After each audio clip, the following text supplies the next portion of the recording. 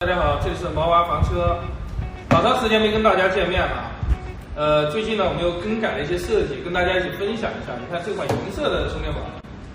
咱们看一下和咱们这个传统的这个样子有什么分别哈？你看，咱们的外观上没有看出任何分别嘛，但是这个充电宝呢，我们其实重新做了一下设计哈。这个地方呢，我也跟大家分享一下，就是我们这个东西的设计的理念和初衷。那么这个东西我们这次唯一所做的创新呢，就是改变了材质。这个改变材质呢，待会儿我跟大家说这个典故和故事，最终达到一个什么结果呢？这两个东西电量完全一样，但是旁边这个东西比这个蓝色的这个传统款几乎轻了接近5公斤。5公斤的是什么概念呢？就是一个相当明显的重量，也就是说，当电量都是完全一样的情况下，这样两个东西。它的电量这个东西完全一样，但是它的重量呢，只有24公斤，原来这个呢是28公斤多，也就是将近轻了5公斤这是个很明显的重量，大家就觉得很奇怪了为什么这个东西会轻这么多那么我就要说，这个外壳咱们是用的铝合金来做的那么针对铝合金，我这儿呢就有一些故事跟大家讲，就是咱们讲一讲这个为什么要用铝用铝的原因和给大家带来的好处，还有呢就是铝在其他地方还有一些什么用途，在咱们新能源这个领域还有什么用途咱们说首先说户外吧，咱们这个3度电的电源目前的重量大家已经普遍反映这个重量是比较重的，但是呢我当时思考的就是使用铝合金那么都知道比较轻的金属铝是一种，还有一种呢是镁。那么咱们现在的民航飞机、很多航空器、航天器，还有一些运动器材，比如说摩托车、车架，还有发动机很多部件，包括汽车的悬架。我们去看一个车高不高档，其实我们经常去看这个汽车的悬架，它是什么材质做的那当然呢，也有这个就是更好的材料，比如说碳纤维，但是它的成本就非常高了。那么我就来说一说这个铝合金究竟有什么神奇的地方我们就说一下。首先你看这两个的外壳，甚至在里面的这个结构都是一样的，但是因为铝这种金属呢，它的密度只有2.7，咱们铁的密度是7.8，咱们就可以算一下了，铝基本上只有1/3的重量，就是铁的金属这两个比例就是30%多一点，就30%多的这个铁的这个重量。那么也就意味着什么呢？那大家肯定说这个铝这么轻是吧？会不会强度比较差呢？答案是否定的铝呢，虽然作为一种纯金属它是比较软的，但是含有少量的合金以后，这个铝的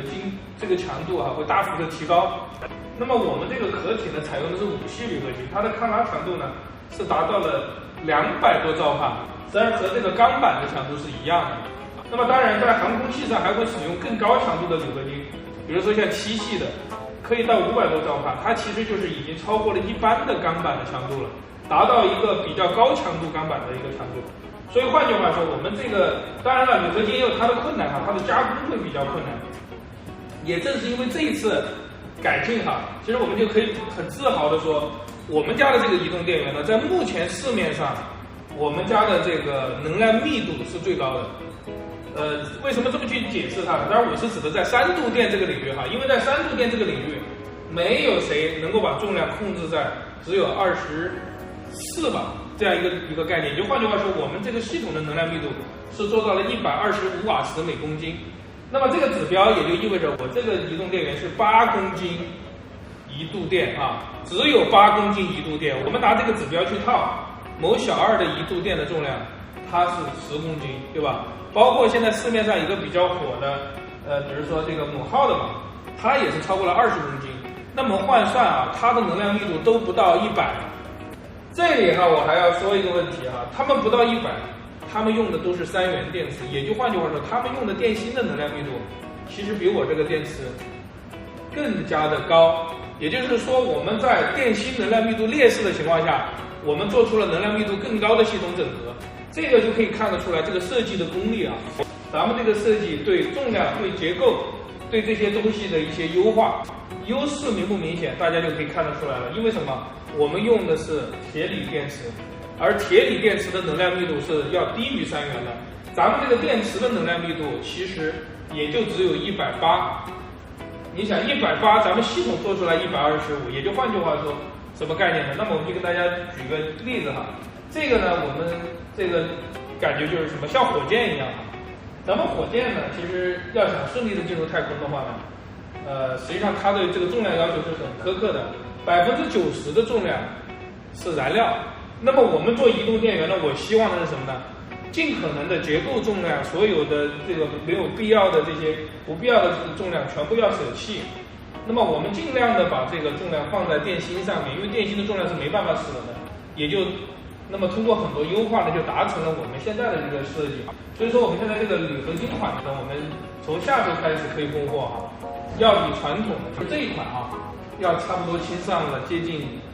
5公斤了，4公斤多啊。我们继续优化，可能还会再轻那么一点点。那么这个是在保证结构强度和电气性能不损失的情况下得到的一个结果，我觉得也是大家的一个福音吧。所以说呢，大家可以去了解一下哈，也看一看你现在用的移动电源能量密度究竟是多少，是不是能达到8公斤一度电，而且是使用磷酸铁锂的这样一个水平啊。好，有什么评论吧，就欢迎大家打在评论区，谢谢大家，再见。我们今天再来跟大家分享一个概念哈，叫成组效应和我们这个充电宝啊，咱们可以看到，咱们这个移动电源上面有一个维护口，很奇怪，很多人就觉得奇怪，为什么就你们家的移动电源会有维护口啊？这个维护口是干嘛用的呢？哈，那在这里呢，我们就要跟大家分享一个概念，叫成组效应啊。那么成组效应是个什么概念呢？我们可以这样去理解它，就是如果我们的电池组里面使用了超过1个电池啊，就是什么意思呢？只要是你用2颗电池，那这2颗电池只要组合在一起。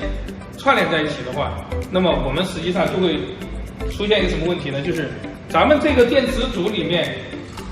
可用的容量是由这个电池组里面的最低的那个电池决定的。那么这样会怎样呢？咱们就拿这个移动电源来举例子哈。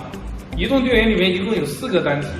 那么当你使用了一段时间以后呢，其中的一个单体的容量下降了，或者说呢它几个的电量不平衡了哈。我们所指的这个容量就是叫实时容量啊，这个实时容量跟可用容量是有区别的。举个例子，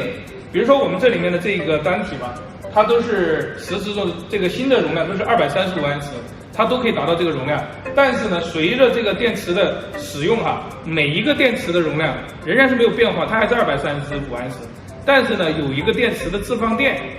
比较大。那么也就是说，当其他几个电池充满的时候，这个电池跟不上，其他几个电池完全充满了，达到235安时的时候，这颗电池的容量呢，它只能达到100安时。那么我们整个电池组的实际容量就要以这个100安时的电池来定。那么换句话说，什么意思呢？就是咱们这个电池啊，容量就从235安时变成了100安时，就损失了135安时。这就叫一颗老鼠屎坏一锅汤。